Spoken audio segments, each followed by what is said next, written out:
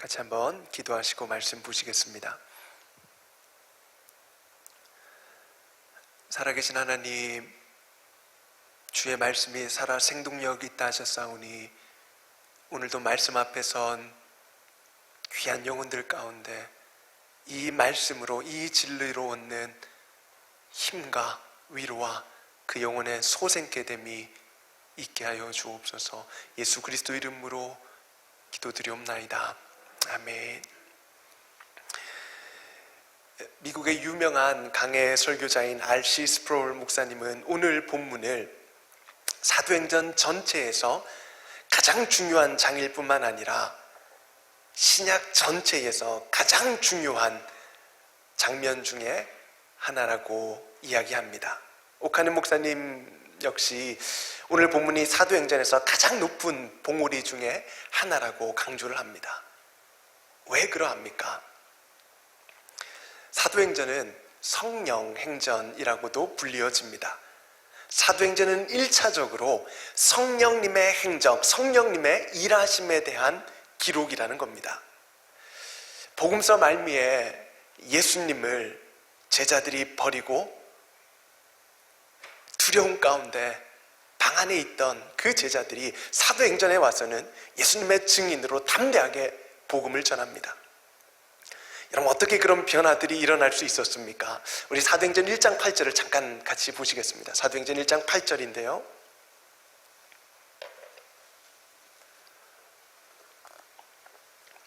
우리가 잘 아는 말씀인데 사도행전 1장 8절 말씀 같이 한번 읽어보시겠습니다. 시작. 오직 성령이 너희에게 임하시면 너희가 권능을 받고 예루살렘과 온 유대와 사마리아와 땅끝까지 이르러 내 증인이 되리라. 아멘. 누가 임하시면요? 성령님이요. 그것도 오직 성령이 너희에게 임하시면 너희가 내 증인이 되리라. 성령님이 임하시자 그 제자들이 예수님의 증인이 됩니다. 사도행전은 이 예수님의 약속을 따라 움직여집니다. PPT는 제가 이따 말씀할 때 들어주시죠. 사도행전은 이 예수님의 사도행전 1장 8절의 말씀으로 움직입니다. 예루살렘과 온 유대와 사마리아와 땅끝까지 복음이 전파되는 이 예수님의 예언에 따라 사도행전 말씀이 진행됩니다. 사도행전 2장의 성령 강림 사건 후에 그렇게 성령님이 임하시자 예루살렘 교회가 폭발적으로 부흥합니다. 베드로의 설교에 한 번에 3,000명이 회심하고 교회가 백성에게 칭송을 받으며 구원받는 자가 날마다 더하여집니다.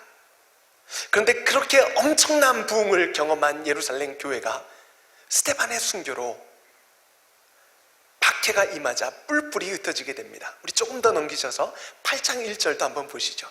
사도행전 8장 1절입니다. 사도행전 8장 1절 말씀 제가 읽어드리겠습니다. 눈으로 한번 따라와 보시면 좋겠습니다. 그날에 예루살렘에 있는 교회에 큰 박해가 있어 사도 외에는 다 유대와 사마리아 모든 땅으로 흩어지니라. 사도 외에는 모든 성도들이 뿔뿔이 흩어집니다. 코로나로 한 번은 교역자만 이 자리에서 예배를 드린 적이 있습니다. 이 그림이 그려지더라고요. 날마다 마음을 같이하여 성전에 모이기를 힘쓰고 기쁨으로 떡을 나누던 그 아름다운 공동체가 사도 외에는 모두가 뿔뿔이 흩어집니다. 그런데 여러분, 그래서 예루살렘 교회가 망하는 것으로, 문을 닫는 것으로 사도행전이 끝납니까? 아닙니다. 사도행전은 사도행전 1장 8절에 예수님의 약속을 따라 움직인다고 말씀드리지 않았습니까? PPT 한번 보여주시겠습니까? 여러분, 사도행전 1장 8절과 사도행전 방금 읽은 8장 1절의 엄청난 위기가 연결되어져 있는 것이 보이십니까? 성령이 이 위기 가운데도 사도행전 1장 8절의 약속을 성취해 가십니다. 이루어 가십니다. 8장 4절을 보십시오. 그 흩어진 사람들이 박해로 말미암아 흩어진 자들이, 유대와 사마리아 모든 땅으로 흩어진 자들이 두루 다니며 복음의 말씀을 전합니다. 사단이 예루살렘 교회의 불과 같은 부흥을 보고 그 불을 꺼트리려 했을 겁니다. 밖으로 그들을 흩어버리며 그 불이 꺼질 거라고 생각했습니다. 그런데 그들이 흩어지자 오히려 그 불이 사방으로 흩어집니다. 여러분, 성령의 불은 세상이 꺼뜨리지 못하는 줄로 믿으시기를 바랍니다. 상황과 환경이 그 불을 꺼뜨리지 못합니다. 코로나라는 어떤 상황과 환경이 이 성령의 불을 꺼뜨리지 못합니다. 9장 31절을 보십시오. 한 장만 더 넘기셔서 9장 31절은 이렇게 기록합니다.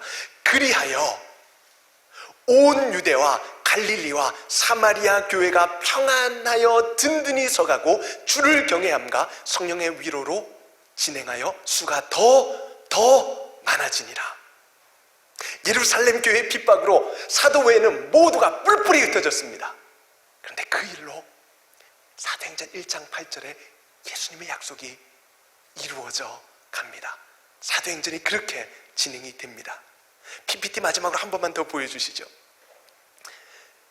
9장 31절에서 온 유대와 갈릴리와 사마리아 교회가 평안하여 든든히 서가며 예수 그리스도를 믿는 자가 더 많아집니다.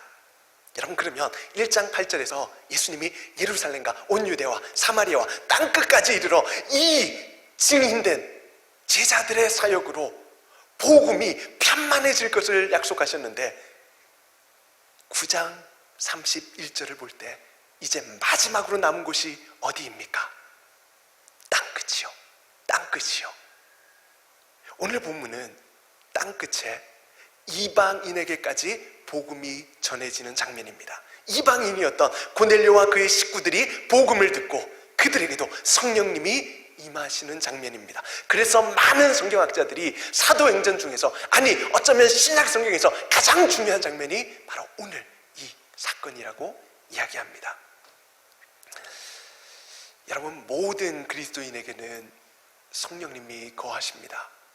사도 바울은 로마서 8장 9절에서 이렇게 말합니다. 만일 너희 속에 하나님의 영이 거하시면 너희가 육신에 있지 아니하고 영에 있나니 누구든지 그리스도의 영이 없으면 그리스도의 사람이 아니라. 누구든지 그리스도의 영, 성령님이 없으면 그리스도의 사람이 아니라는 겁니다. 우리가 참으로 예수 그리스도를 믿는 그리스도의 사람이라면, 그리스도인이라면 우리 안에 누가 계시다는 겁니까? 성령님이요. 그래서 고린도전서 12장 3절은 성령으로 말미암지 않고는 누구도 예수를 주라 시인할 수 없다고 분명히 말합니다. 성령님이 없이는 예수를 주로 시인할 수도 믿을 수도 없다는 겁니다. 사랑하는 여러분, 예수를 주로 시인하십니까? 그 예수를 그리스도로 믿으십니까? 그렇다면 여러분 안에 사도행전의 역사를 이루어 가시는 그 성령님이 계시는 줄로 믿으시기를 바랍니다. 지금도 성령님은 우리 안에서 우리로 복음에 합당한 삶을 사는 예수의 증인으로 만들어갑니다. 돈의 증인이 아니라, 사람의 증인이 아니라, 이 땅의 성공의 증인이 아니라 예수의 증인으로 만들어 가십니다. 누가요? 성령님이요. 성령님이요. 여러분, 사도행전이 이 예수님의 약속을 따라 움직이는 것을 보지 않았습니까? 성령님이 이 일을 이루어 가시는 것을 우리가 잠시나마 1장부터 9장 10장에 이르기까지 살펴보지 않았습니까? 그렇다면 우리의 인생에서도 이와 같은 일이 나타나야 하지 않겠습니까? 우리 안에 성령님이 거하신다면, 우리 안에 성령님이 계시다면 성령님으로 말미암아 우리를 예수의 증인으로 만들어 가시는 이 일이 우리의 삶에도 마땅히 나타나야 하지 않겠습니까? 오직 성령이 너희에게 임하시면 너희가 권능을 받고 땅끝까지 이르러 내 증인이 되리라. 내 증인이 되면 좋겠다, 네 힘으로 한번 돼봐라가 아닙니다.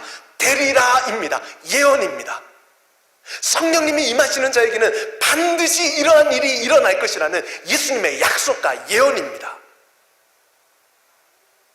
여러분, 증인은 자신이 증거하는 내용을 확신하며 삽니다. 예수의 증인은 예수의 승리를, 예수의 구원을, 예수님이 선포하신 그 하나님 나라를 확신하며 삽니다. 얼마나 좋습니까? 얼마나 감격스럽습니까? 이제 다른 것의 증인이 아니라 예수의 증인으로 사십시다. 예수의 증인으로 사십시다. 성령님이 우리 안에서 이 일을 이루어 가십니다. 오늘 본문은 땅끝 이방인에게 복음이 전해지고 그들에게 성령님이 임하시는 역사적인 장면입니다.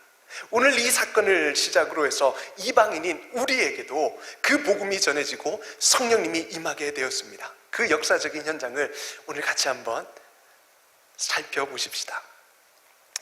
하나님께서 베드로에게 환상을 보여주시는데, 여러분 11절 한번 보시겠습니까? 하늘이 열리고 한 그릇이 내려오는데 그 안에 네 발 가진 짐승과 기어다니는 것과 공중에 나는 새들이 있습니다. 베드로가 환상 중에 본 이 동물들은, 이 짐승들은 레위기 11장에 따르면 부정한 짐승들입니다. 부정해서 먹을 수 없는 짐승들입니다. 그런데 그때 하나님이 말씀하십니다. 베드로야, 일어나 잡아 먹어라. 하나님의 명령에 베드로의 반응이 어떠합니까? 우리 14절 말씀 한 번 더 읽습니다. 14절입니다. 시작.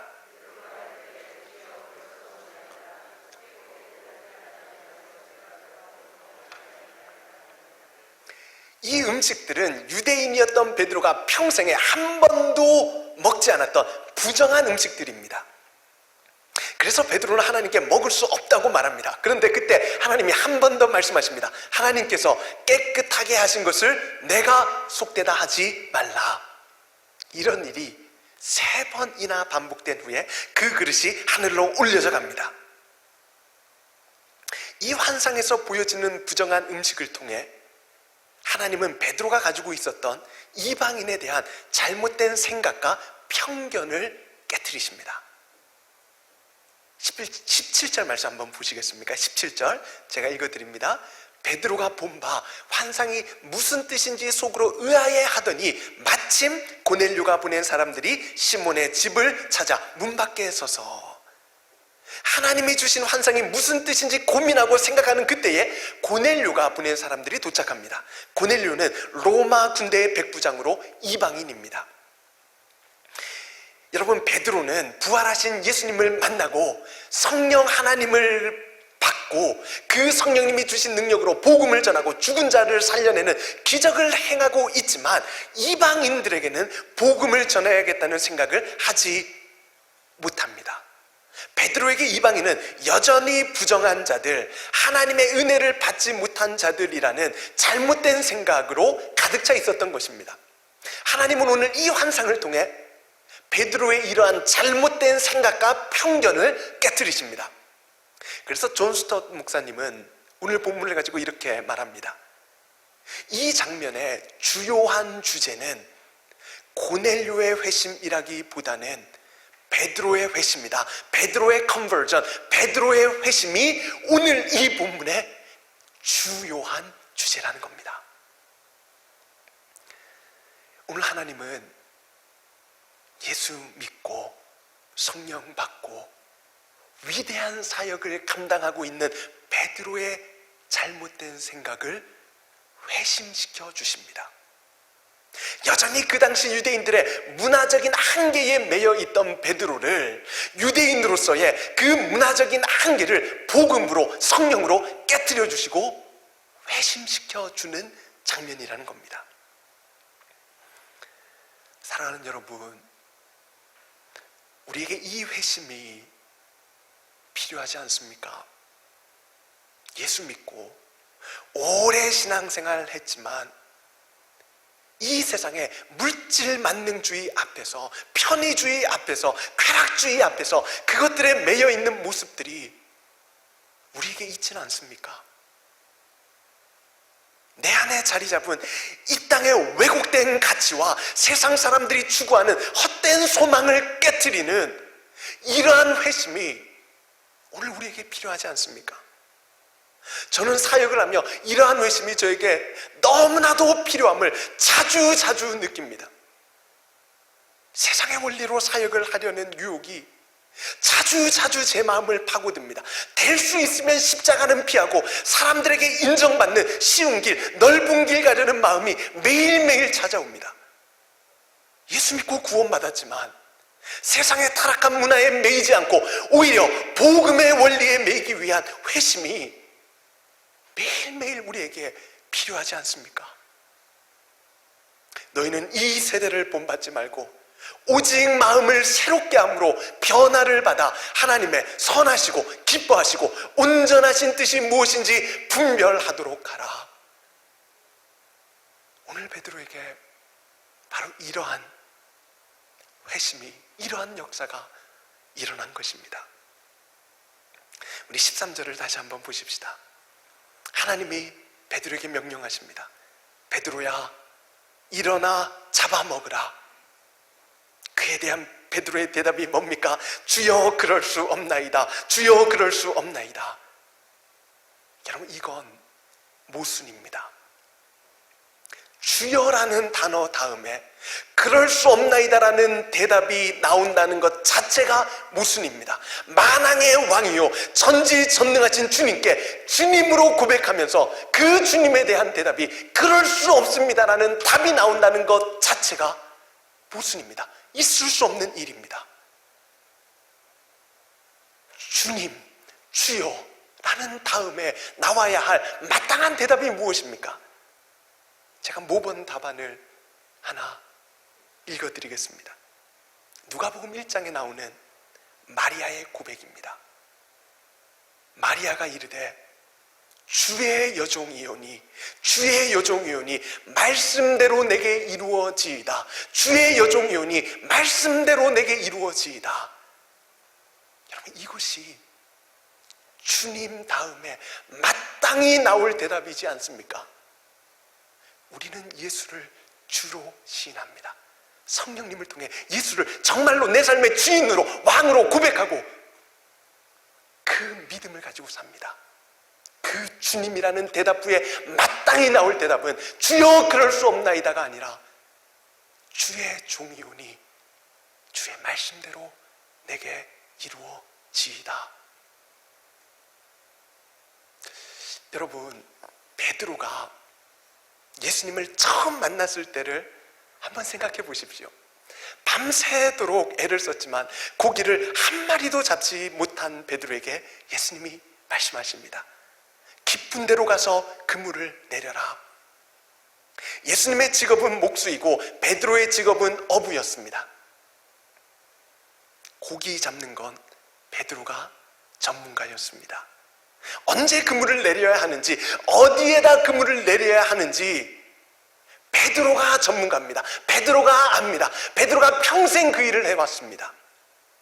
그런데 깊은 데로 가서 그물을 내리라는 예수님의 명령에 베드로가 예수님을 처음 만난 그때에 이렇게 대답합니다. 선생님, 주님, 우리들이 밤이 새도록 수고하였으되 잡은 것이 없지만은 말씀에 의지하여 내가 그물을 내리리이다. 무슨 말입니까? 주님이 말씀하셨기에 내가 그물을 내리겠습니다. 이 일은 내가 전문가인데, 내가 잘하는데, 내 생각과 다르고 내가 해오던 것과는 다르지만 주님이 말씀하셨기에 제가 순종하겠습니다. 그러자 그물이 찢어질 만큼 고기가 잡힙니다. 베드로가 그렇게 예수님을 만났습니다. 내 생각과 다르고 내 이해에 들지 않고 내 마음에 들지 않지만 주님의 말씀이기에 순종하는 것으로 베드로가 예수님을 만났습니다. 그렇게 예수님을 만났는데 오늘 그게 안 됩니다. 주님의 말씀에 의지하여 내가 그물을 내리겠습니다. 이 순종으로 예수님을 만났는데 오늘 이 순종이 안 되는 겁니다. 베드로야, 일어나 잡아 먹어라. 주여 그럴 수 없나이다. 여러분, 예수님을 처음 만났을 때는 되던 것이 요즘 안 되는 것들이 혹여나 있으십니까?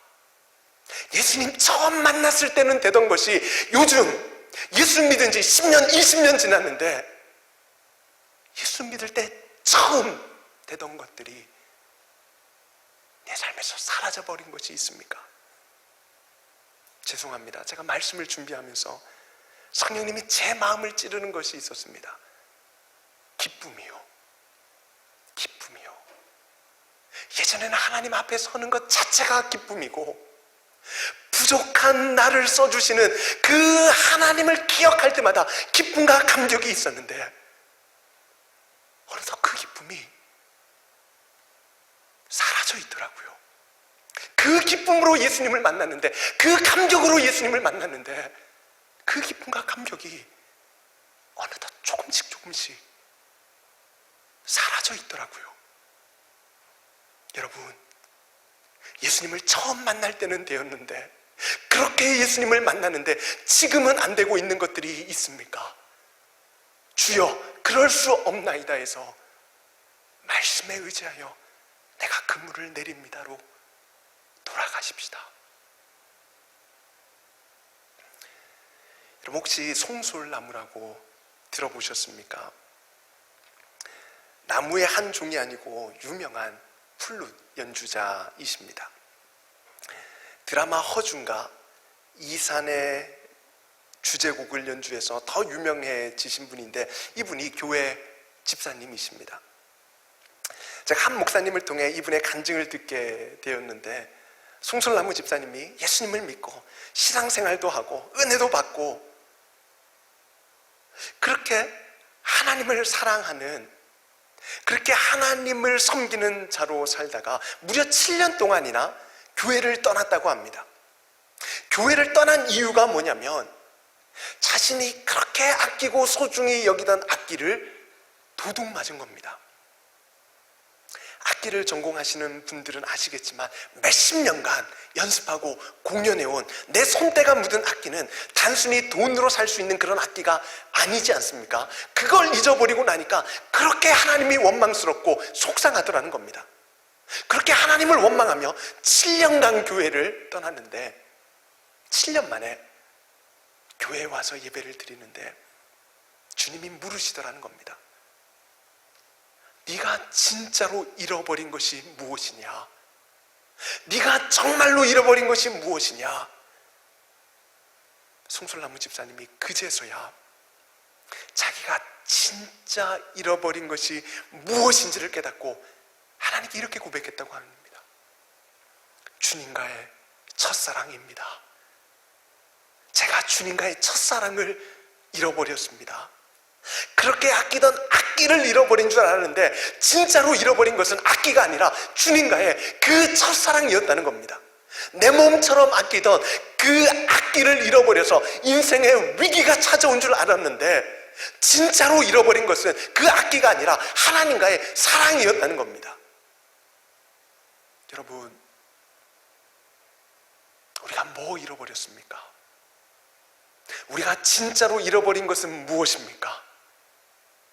예수님을 처음 만나고 그분의 은혜를 경험했을 때 예배하는 것이 그렇게 감격스럽고 내가 가진 것이 없어도 예수님 한 분으로 만족했는데 우리가 이 첫사랑을 잃어버린 것 아닙니까? 길이요 진리요 생명 되시는 예수님을 통해 이 땅을 살아갈 진짜 길을 발견하고 거짓으로 난무한 이 땅에서 참 진리를 발견하고 죽을 수밖에 없던 자가 생명을 얻었는데 이 예수님에 대한 첫사랑을 우리가 잃어버린 것이 아닙니까? 돈을 잃어버려서, 건강을 잃어버려서, 사람을 잃어버려서, 자리를 잃어버려서 인생의 위기라고 생각했는데 이 하나님과의 순수하고도 뜨거운 첫사랑을 잃어버려서 인생의 위기를 맞고 있는 것은 아닙니까? 여러분, 잃어버린 이거 다시 되찾으십시다. 예수님과의 첫사랑이요, 예수님과의 그 순수하고도 정결했던, 깨끗했던, 예수님 한 분으로 만족하고 기뻐하며 감격했던 이 예수님과의 첫사랑이요. 예수님이 에베소 교회에게 친히 말씀하십니다. 너를 책망할 것이 있나니 너의 처음 사랑을 버렸느니라. 너의 처음 사랑을 버렸느니라. 그러므로 어디서 떨어졌는지를 생각하고 회개하여 처음 행위를 가지라. 만일 그리하지 아니하고 회개하지 아니하면 내가 내게 가서 내 촛대를 그 자리에서 옮기리라.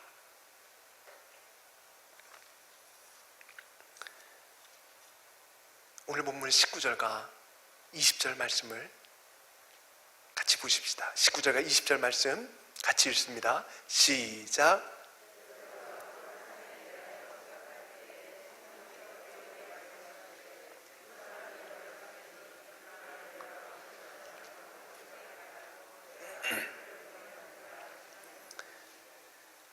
베드로가 환상에 대해서 고민하고 있을 때 성령님께서 의심하지 말고 찾아온 자들과 함께 가라고 말씀해 주십니다.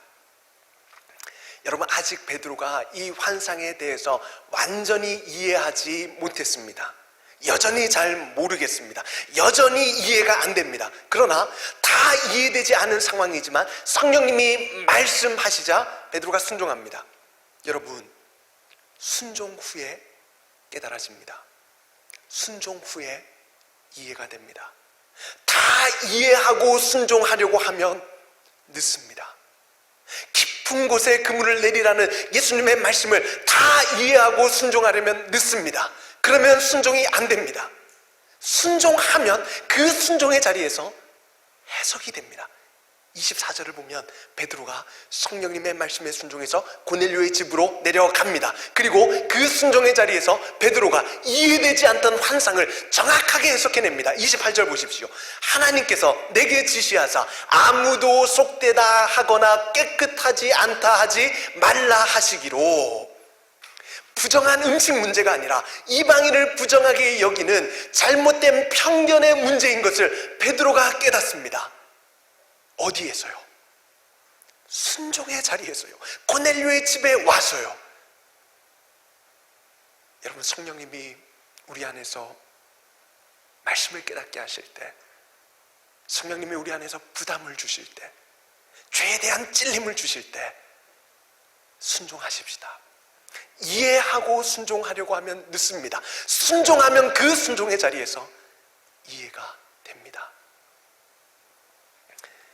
T.H. 모노라는 자는 이렇게 말합니다. 순종은 가장 좋은 성경 주석이다. 여러분, 하나님의 뜻이, 하나님의 마음이 잘 이해가 되지 않아서 힘드신 분 계십니까? 왜 이런 고난이 내 삶에 있는지, 왜 이런 어려운 일들이 우리 가정에만 일어나는지, 하나님이 도대체 왜 이렇게 나를 대하시는지, 왜 이렇게 일이 안 풀리는지 하나님의 뜻이 도저히 이해가 되지 않아 마음이 힘드신 분 계십니까? 성경을 읽어도, 기도를 해도, 예배를 드려도 그 하나님의 마음이 깨달아지지 않아 황폐한 마음으로, 냉랭해진 마음으로 그저 형식적으로 교회만 왔다 갔다 하시는 분 계십니까? 제가 오늘 기가 막힌 성경 주석 한 권 소개해 드리겠습니다. 순종이요. 순종이요. 순종하면 그 자리에서 하나님의 뜻이 보입니다. 순종하면 그 자리에서 하나님의 마음이 보입니다. 순종하면 그 자리에서 하나님의 마음이, 하나님의 뜻이 여전히 내 삶에서 일하고 계시는 그 하나님의 은혜와 손길이 보입니다. 순종하면 보입니다. 순종하면 보입니다. 그래서 순종은 가장 좋은 성경 주석입니다. 하나님의 마음이, 하나님의 뜻이, 내 인생을 향한 하나님의 손길이 왜 이렇게 안 보이냐고요. 불순종의 자리에서 그걸 보려고 하니까 그렇게 안 보이는 것 아닙니까? 순종의 자리로 넘어가면, 순종의 자리로 건너가면 하나님의 뜻이, 하나님의 마음이, 하나님의 그 은혜의 손길이 여전히 일하시는 그 하나님의 역사가 보입니다. 보입니다. 사랑하는 여러분, 오늘 가시기 전에 이 성경 주석 꼭 챙겨서 가져가십시오. 그리고 매일매일 삶의 자리에서 이 주석을 사용하십시오. 그러면 그 순종의 자리에서 하나님의 뜻이, 하나님의 마음이, 그 크신 하나님의 은혜와 사랑이 우리 가정을 향한, 우리 자녀들을 향한, 내 삶을 향한 여전히 일하시는 그 하나님의 손길이 보입니다. 여러분, 그게 보이면 견딜 수 있지 않겠습니까? 그게 보이면 버틸 수 있지 않겠습니까? 오늘 이 순종을 가지고 하나님의 마음을 보며 날마다 성령님이 행하시는 이 회심을 경험하며 예수의 증인으로 사시는 모든 성도님들 되시기를 주님의 이름으로 축원드립니다. 같이 한번 기도하시겠습니다. 하나님, 불순종의 자리에서 보이지 않았던 그 하나님의 뜻이, 하나님의 마음이 여전히 내 삶에서, 우리 가정에서 일하시는 그 하나님의 은혜의 손길이 오늘 순종의 자리로 넘어가는 사랑하는 주의 자녀들 가운데 그 하나님의 일하심과 그 하나님의 마음이 보여지게 하여 주옵소서. 보여지게 하여 주옵소서. 예수 그리스도 이름으로 기도드리옵나이다. 아멘.